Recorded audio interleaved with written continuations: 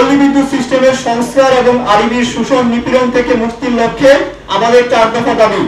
প্রথম দফা আগামী 5 কার্য দিবসের মধ্যে বিদ্যুৎ বিভাগের গঠিত 2টি কমিটির চূড়ান্ত প্রতিবেদন আরবি পিবিএস একীভূতকরণ অথবা অন্যান্য বিতরণ সংস্থানে কোম্পানি গঠনের সুপারিশ প্রণয়ন এবং সকল চুক্তিভিত্তিক অনিয়মিত meter reader cum Messenger line শ্রমিক ও পোষ্য বিলিং সহকারী কর্মীদের নিয়মিতকরণ, মামলা প্রত্যাহারপূর্বক চাকুরিচ্যুতদের শপথের বহাল সহ সকল সংযুক্তি ও সাময়িক বরখাস্তকৃত এবং অন্যান্য অন্যায়ভাবে বদলিকৃতদের পদায়ন দাখিল এবং বাস্তবায়নের রূপরেখা প্রকাশ করতে হবে।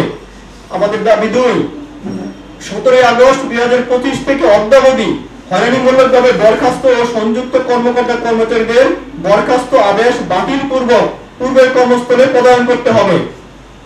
দাবি 3, জরুরি সেবায় নিয়োজিত লাইন টুগণের কর্মঘণ্টা নির্ধারণ এবং শহীদ মিনারে অবস্থিত কর্মসূচিকালীন যোগদান করতে না পারা 5 জন লাইন টুগের পূর্বের কর্মস্থলে যোগদানের ব্যবস্থা করতে হবে।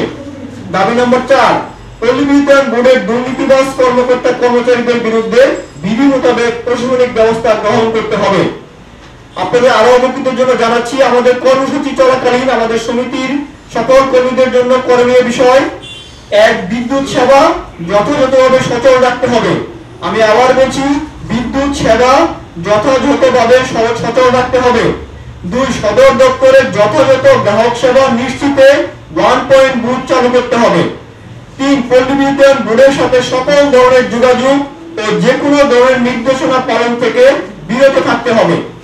পল্লী বিদ্যুৎ সংশ্লিষ্ট 14 কোটি গ্রামীণ জনগোষ্ঠীর উন্নত ও নিরবিচ্ছিন্ন বিদ্যুৎ সেবা নিশ্চিতের লক্ষ্যে পল্লী বিদ্যুৎ সিস্টেমের সংস্কারে আমরা সকলের সহযোগিতা কামনা করছি।